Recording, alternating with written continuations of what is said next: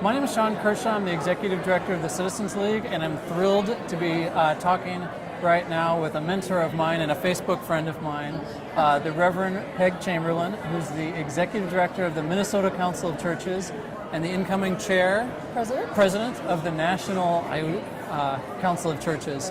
And I think, if I could begin with a question around, can you talk to me about what you think the role of the faith communities are in a civic dialogue and in civic renewal in the United States? Well, for many centuries, of course, the faith community sort of set the guidelines for the larger community. Now, we in the United States think that democracy is a good idea and the non-establishment of religion and the free practice of religion is a good idea. So it has changed in the last couple of hundred years for the faith community.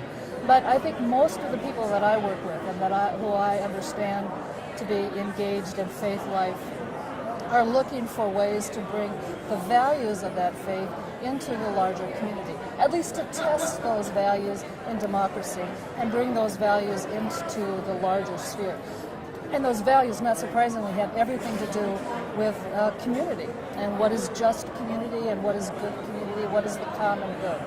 Can you talk a little bit about the use of these new tools? I mean, so we have all these new tools and these new opportunities, but what do they mean in the context of what the faith communities bring to the conversation where intent matters? And can you talk a little bit about how you reconcile the tools with the intention that matters? Well, it's a challenge.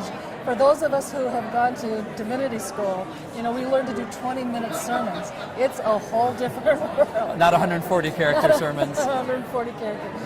But, we are people of the Word, and so finding ways to claim the Word in its context is going to be something that we'll all be part of. I've started doing a blog for the Star Tribune, getting lots of response to that on all kinds of different angles. I think it's a conversation that hasn't happened before in that sort of way. I think there are lots of questions out there about how the new technology is going to be helpful. Most of my family and friends, thanks to the 20-year-olds in our life, have gotten us on Facebook. Right. And there is a sense in which there's a community in Facebook. I just had a young man come into my office today. He and his wife are doing work in Uganda, and they're home on break. Well, I knew that they were on their way home, and I had seen pictures of their 11-month-old child. There was a sense of community when I saw Philip and Odin, and I could say, "Hi, you two. I've been keeping up with you." But there are some limits to that, too, and the deep conversations that sometimes need to happen face-to-face.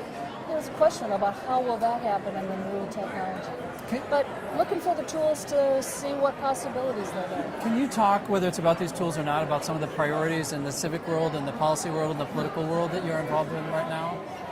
Well, I think there's just, in general, the need to reclaim a public life and a civic life for everyone. In our congregational life, increasingly we see congregants that look to their pastor, their priest, their rabbi as the specialist whose services they will be a consumer of.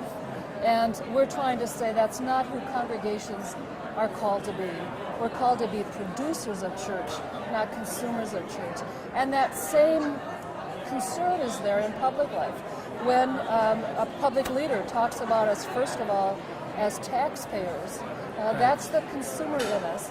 Not as citizens, that's the producer in us. So I think we all have to reclaim for our shared life together our role to be producers of various voluntary organizations and our civic life together. That's one of the biggest things we're looking at.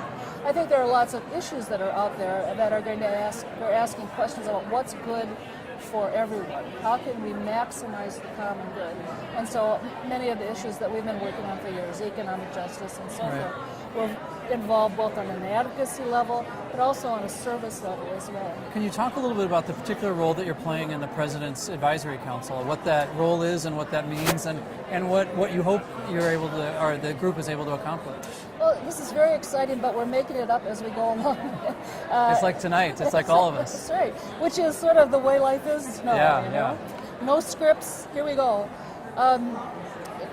President Bush, of course, had the Faith-Based and Community Initiatives Office, but now President Obama has faith-based and neighborhood partnerships, and he has put together this group of 25 advisors to talk with each other about a number of issues and asking the question, where is the faith community and the secular nonprofit community a good partner with government on issues? So one of the issues is fatherhood, promoting responsible fatherhood, something I know you care about a lot. Right. Father Sean, it's a great combination to have some places where the faith community can work together.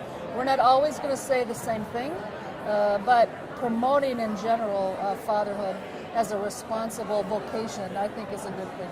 On the other hand, we're also talking about economic recovery issues. Right. And right there, one of the things that probably will be, at least as part of the discussion, and whether or not it'll be recommended to the president in the final report, I don't know, but something called the Benefit Bank. It's about benefit access. Right. And it really helps to streamline, make use of the new electronic tools that we have, and allows people to apply for the benefits and the tax credits that they're already eligible for. Right. And we That's can great. put that software in the church basement, we can put it in the bank lobby, we can put it in the doctor's waiting room, we can put it in the school, we can put it at the Boy Scout meeting, you know? Well, and I have to say, as someone who works in public policy, there are all of these issues that it's frankly hard to tackle without the faith community there. I mean, that obviously the separation of church and state, but when you're talking about poverty and families and a lot of these issues, even health, so I am inspired by the leadership you're bringing.